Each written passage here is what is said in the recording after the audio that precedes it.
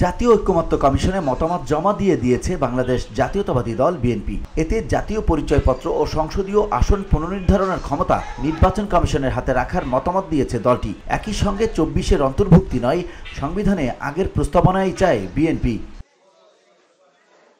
রোববার দুপুরে দলটির স্থায়ী কমিটির সদস্য সালাউদ্দিন আহমেদের নেতৃত্বে একটি প্রতিনিধি দল জাতীয় সংসদ ভবনে জাতীয় ঐক্যমত্য কমিশনের কার্যালয়ে গিয়ে লিখিত মতামত জমা দেয়।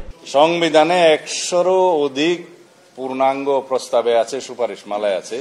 ওনারা যে পুস্তকটা দিয়েছেন সুপারিশমালার মধ্যে পৃষ্ঠা নম্বর ৪৫ থেকে ৭২ পর্যন্ত মোট ২৮ পৃষ্ঠায় যে প্রস্তাবগুলো দিয়েছে সেখানে ১০৫টার বেশি প্রস্তাব আছে, কিন্তু স্প্রেডশিটে ওনারা দিয়েছেন কেবল হয়তো আমি তো অতটা পাইনি, আমি আরো একটু কম পেয়েছি, ৫৭টি পেয়েছি আমি। তো এটা এখন বলেছি একটু আগে। তো সেইখানে আমরা মতামত দিয়েছি। এটা আপনারা ওনার কমিশনের কাছে জানতে চাইতে পারেন যে কোনটাতে আমরা কি কি দিয়েছি।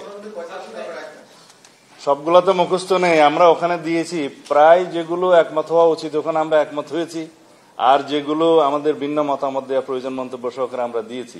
মোটামুটি আমরা পুরোপুরি সহযোগিতার মধ্যে আছি। এর আগে সংস্কার কমিশনগুলোর করা সুপারিশ চূড়ান্ত করতে গত ২০ মার্চ থেকে আনুষ্ঠানিক সংলাপ শুরু করে জাতীয় ঐক্যমত্য কমিশন। প্রথম দিনের সংলাপে অংশ নেয় লিবারেল ডেমোক্রেটিক পার্টি এলডিপি। সেদিন রাষ্ট্র সংস্কার ইস্যুতে ঐক্যমত্য কমিশনের ১৬৬টি সুপারিশের মধ্যে ১২০টিতে একমত পোষণ করে এলডিপি। পরে শনিবার বৈঠকে যোগ দেয় খেলাফত মজলিস ও লেবার পার্টির নেতারা। ১৯৭১ সালের স্বাধীনতা যুদ্ধের সাথে একই কাতারে ২০২৪ সালের গণ অভ্যুত্থানকে নিয়ে এসছেন, যেটা আমরা মনে করি সমীচীন নয়। আগের প্রিয়েম্বলেই থাকা উচিত। ২০২৪ সালের গণ অভ্যুত্থানের অংশটি আমরা সংবিধানের অন্য জায়গায় কিভাবে তফসিলে, চতুর্থ তফসিলে অ্যাকোমোডেট করা যায় সেটা পরে আলোচনা করা যায়। এখানে গভর্নমেন্টের কোনো লেজিটিমেসির অভাব আছে বলে আমরা মনে করি না। এটা সাংবিধানিকভাবেই এই সরকার গঠিত হয়েছে। আর্টিকেল 106 অনুসারে সুপ্রিম কোর্টের মতামতের ভিত্তিতে অ্যাডভাইজারি রুল হিসাবে যেটা আছে সেটার ভিত্তিতে এই সরকার শপথ গ্রহণ করেছে।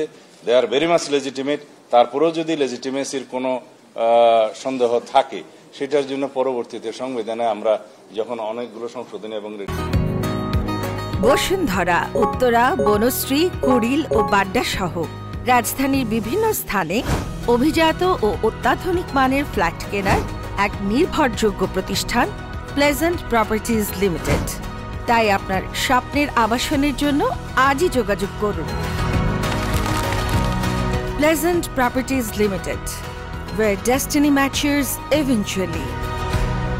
নোটিফিকেশন আসবে তখন চতুর্থ তফসিলে সেটা অ্যাকোমোডেট করার একটা ট্রেডিশন আছে আগের থেকে বিভিন্ন সময়, যেটা ট্রানজিশনাল পিরিয়ডে যেটা হয় আর্টিকেল 150 অনুসারে সেই প্রভিশনটা সংবিধানে আমাদেরকে দেয়া আছে, সেই হিসাবে সেটা অ্যাকোমোডেট করা যাবে।